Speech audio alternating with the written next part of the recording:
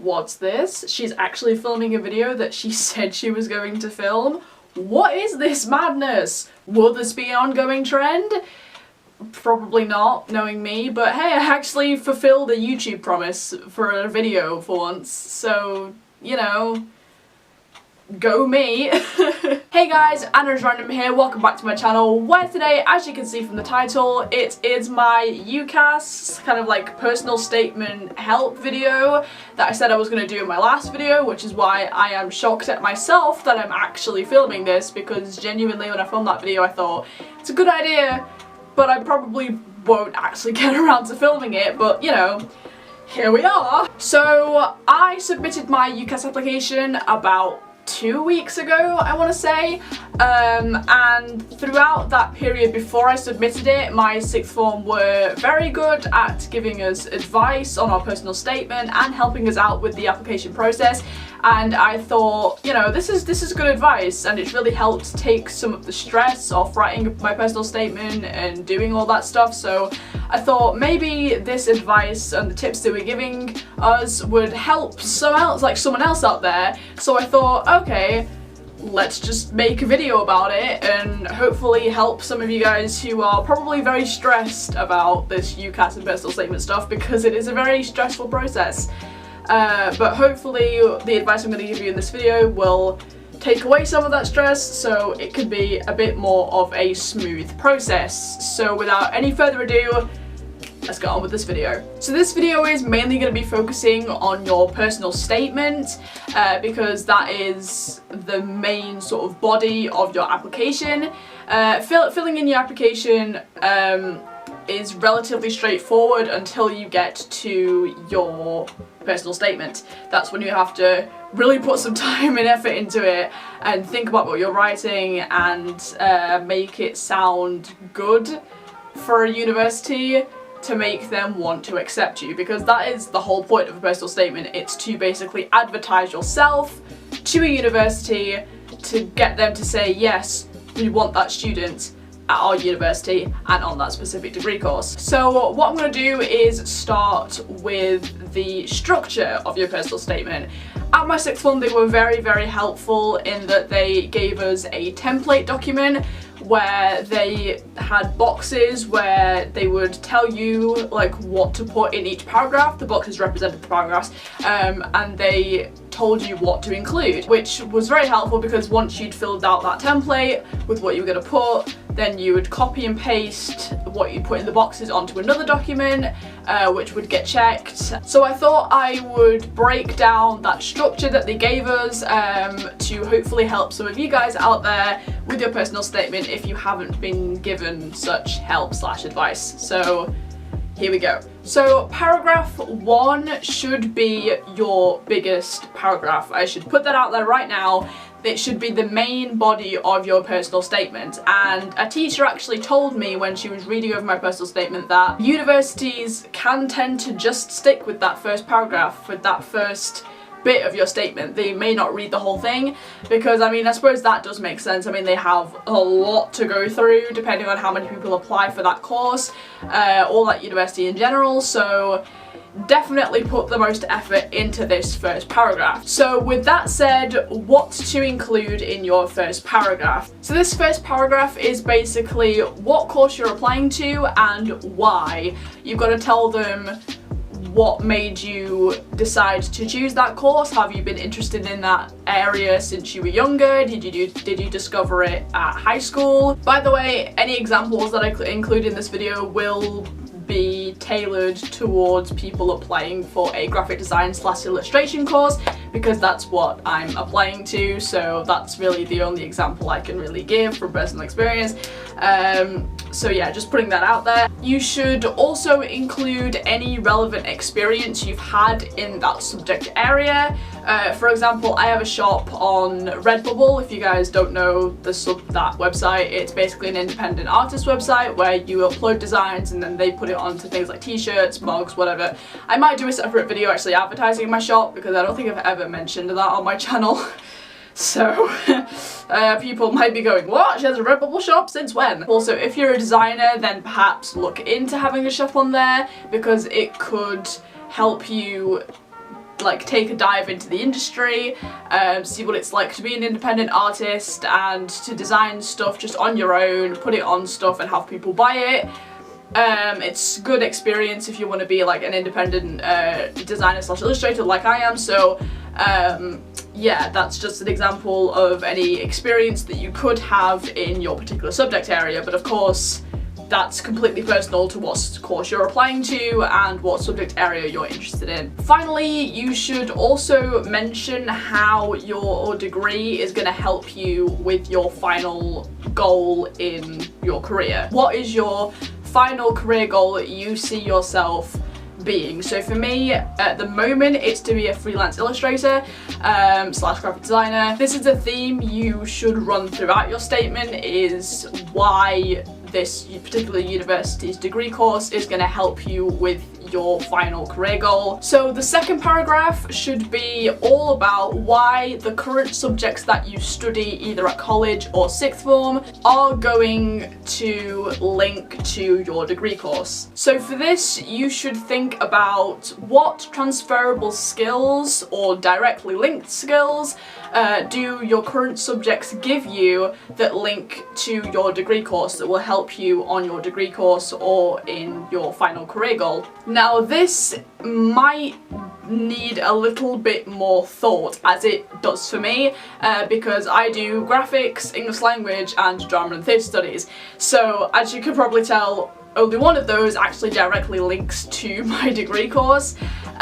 So it definitely required me to think a little bit more deeply about the skills that my subjects gave me that could help with graphics slash illustration at university. Probably the most difficult one for me was English, because I don't like A-level English language, but it's definitely the one that was least linked, because in drama there is an element of costume design in the exam, and of course in the actual exam you don't have a lot of time to really think about your design, so I mentioned how that element of the course helped me create creative work in a short space of time, which is definitely essential if you want to be a designer, because these companies and the people who hire you do not wait around. Like, they want results and first initial ideas like within the hour sometimes that they hire you for a job, so that was definitely a skill that it was important. I ended up saying that English helped me with literacy skills, which would help in important emails slash documents, even though, let's be honest, graphic designers don't write a lot, but it fit, so I put it in anyway. And it was relevant, like, you know, I'm gonna have to write something in my career, so it fit, so I put it in anyway. But the other thing that I mentioned was, I think, something that my mum mentioned to me, which was, you know, which by the way is another point, your parents can actually help you with your personal statement. They might actually know some things that you don't see immediately, that might make you go, oh, yes, that helps. She actually said about marketing and advertising for stuff, which was definitely very relevant when it comes to like things like spelling, especially if you are like a graphic designer, like a proper graphic designer. It's a lot of typography, so you know, you're gonna have to know how to spell stuff and how to word stuff sometimes. So that's what I ended up saying about English. So yeah, in case anyone was struggling with English and the English subjects that didn't necessarily fit into their degree course, that's just some ideas that you could maybe put in there. That's definitely the literacy skills one, maybe not the marketing one, depending on what course you're doing, but hey, there we go. So paragraph 3 is relevant experience. This is the time to say whether you have had any work experience outside college or sixth form hours that directly link to your degree course. That is important. It needs to directly link to your degree course. You can't go off on a tangent about things that do link but aren't directly linked. That's for the next paragraph. Spoilers. Now, if you're like me and you haven't had any work experience in the area because you didn't think it was that useful, or you can't find any work experience in your area that you can access, that links to your subject, then this is definitely the time to mention if any experience with the industry or anything that you've had, like talks or anything that you've had in college, that link to your course. So for example, in my graphics class, we've done 2 live briefs. One was actually for a primary school, and we did another one as well that I can't quite remember at this moment in time, but I definitely put it in my statement, both of which required us to work in a group, which is definitely important, because then you could write about teamwork skills and also working to a tight deadline, because again, if you're a graphic designer / illustrator, you need to be able to work to very tight deadlines. It's a very intense industry. So yeah, obviously everyone's going to be different, but any work experience you've had or any industry experience you've had in class is definitely what you should include in your paragraph 3. So your 4th paragraph is any other experience you've had that doesn't directly link to your degree course. So there are basically like 2 sections where you talk about experience. Paragraph 3 is obviously relevant experience, and paragraph 4 is kind of irrelevant experience but also links. So it's not completely irrelevant, it's just not directly linked to the degree course. So in this you should mention anything you've done with your hobbies. So for example, I have sung at charity events, so I mentioned that. I've also been in shows, so you should mention the skills that your hobbies have given you that could link to the degree course. So you could also mention any grades you have in a musical instrument. So for example, I am working towards my grade 5 in keyboard. That exam's next week actually. Scary stuff. And even though I haven't actually got my grade 5 yet, I put that I had my grade 5 in my personal statement, because I will probably have it by the time that they're reading it. So yeah, that's another thing you could mention. If you play a musical instrument and you're not applying to a music course, that's probably something you could put in paragraph 4. And you should always link back to your degree course. So whatever skills those hobbies or whatever you've done have given you, how that links back to your degree course. You always need to pull back and link back to your degree. It's kind of like linking back to an exam question in an essay.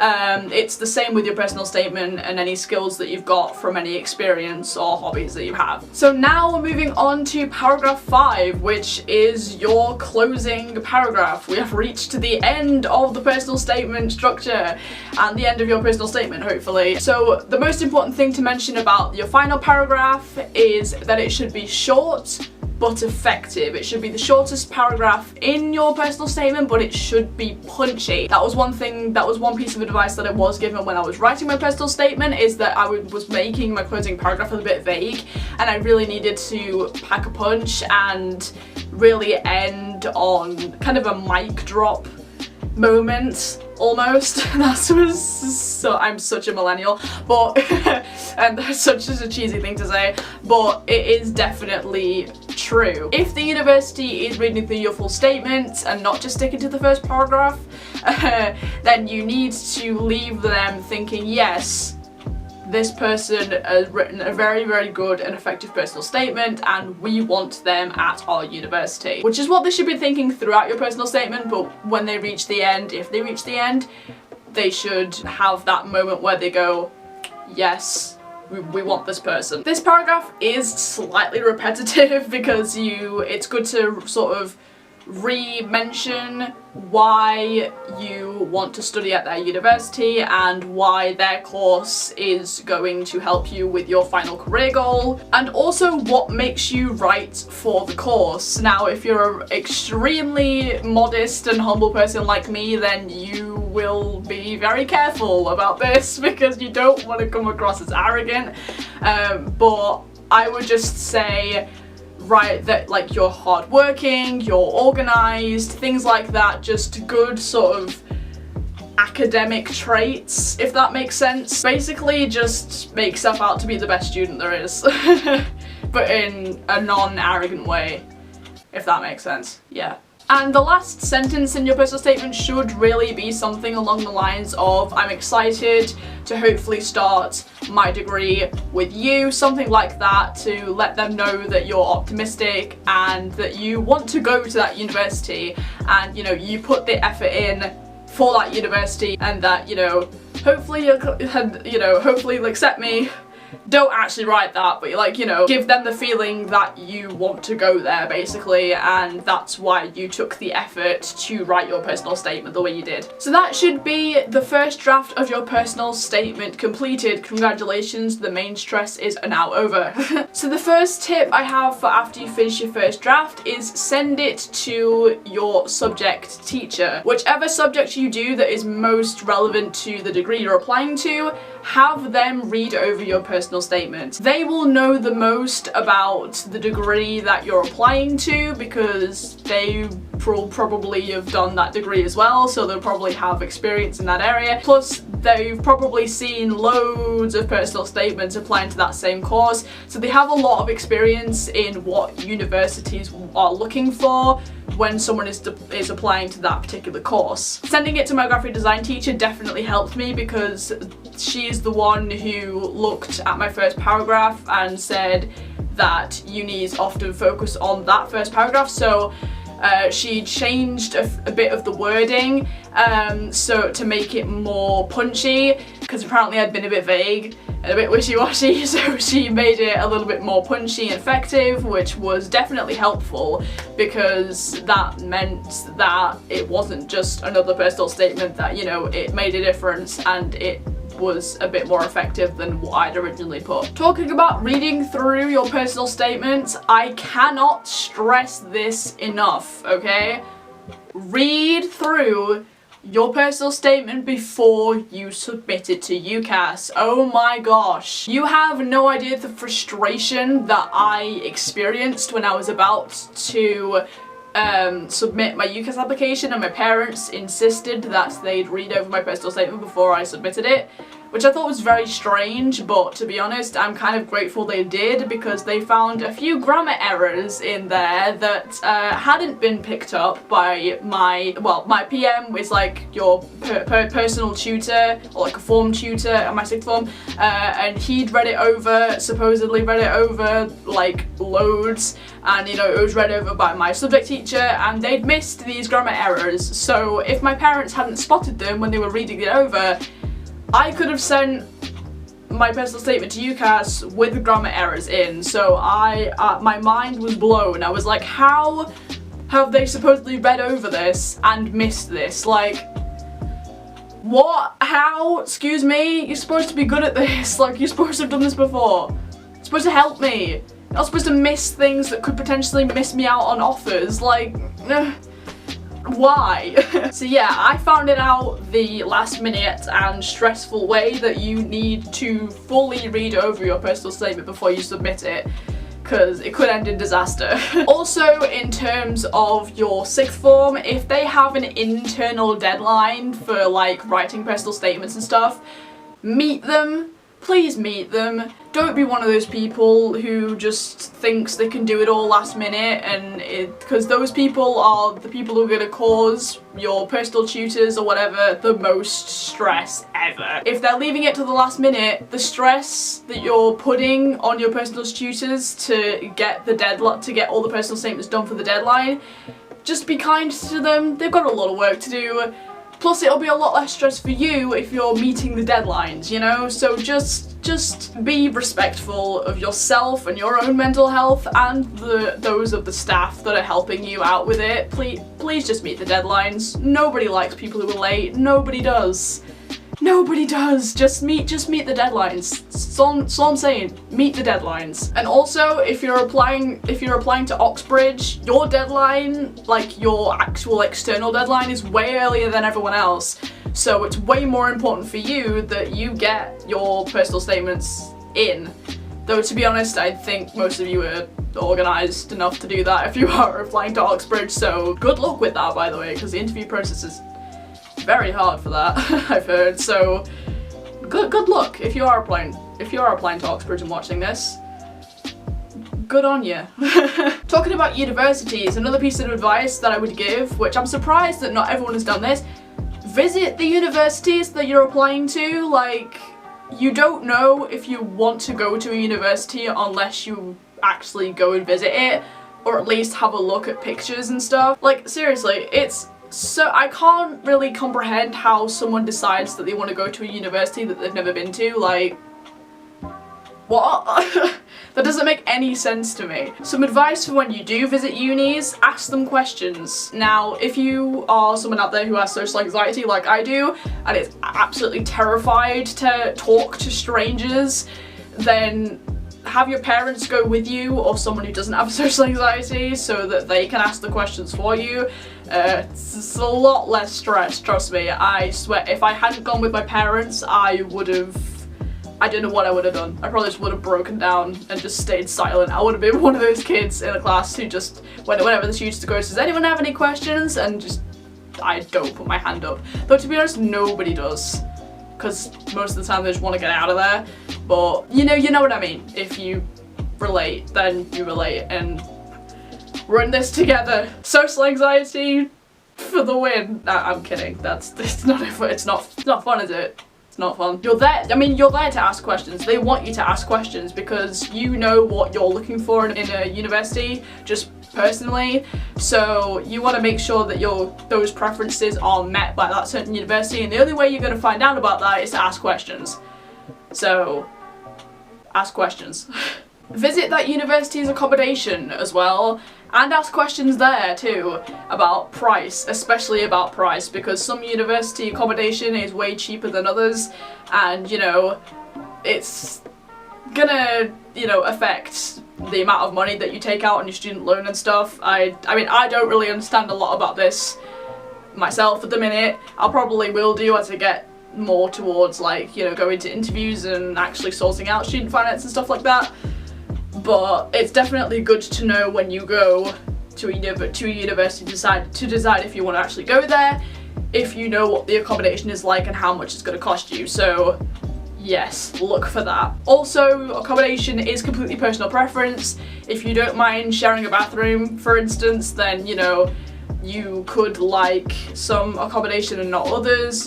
Usually ensuite bathrooms are more expensive in uni accommodation, especially halls. It's completely personal preference. Like, I really don't mind personally whether I'm having an ensuite or sharing. I really don't mind. So, but again, that's completely a personal preference to you.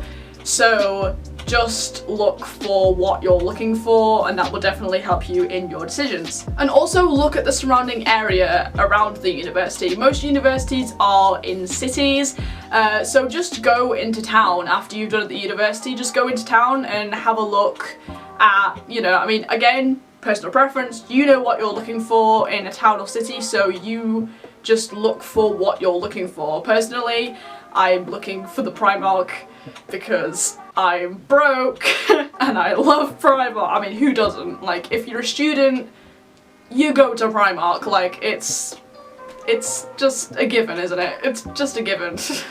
But whether it's shops or nightlife or whatever you're looking for, just when you're walking around, just seriously think to yourself in your mind, can I see myself living here? And that's the same that goes for the university and the halls or accommodation or whatever you're looking at.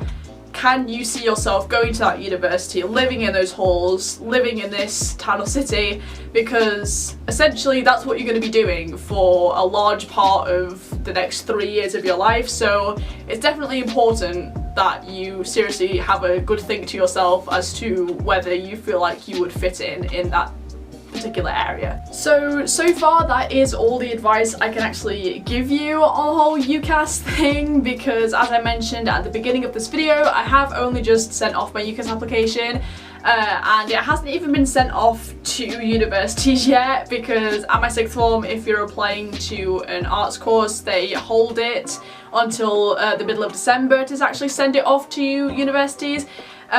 Because at the moment we're doing coursework, and if we sent it off earlier, they would there could be a risk that we'd get an interview before Christmas, and that wouldn't really give us enough time to create a portfolio, which, by the way, will probably be a whole other video when I'm going through that whole process. But yeah, so it's being held until the middle of December, so I will hopefully start getting offers and stuff in the new year. So yeah, I hope you guys enjoyed this video. Hopefully some of you found it helpful, and I just want to wish everyone good luck with the whole UCAS thing and whichever universities you're applying to. I hope you get into your first choice, and that all your A-levels or your BTECs or whatever go really well, and that your future is bright and it all goes smoothly for you.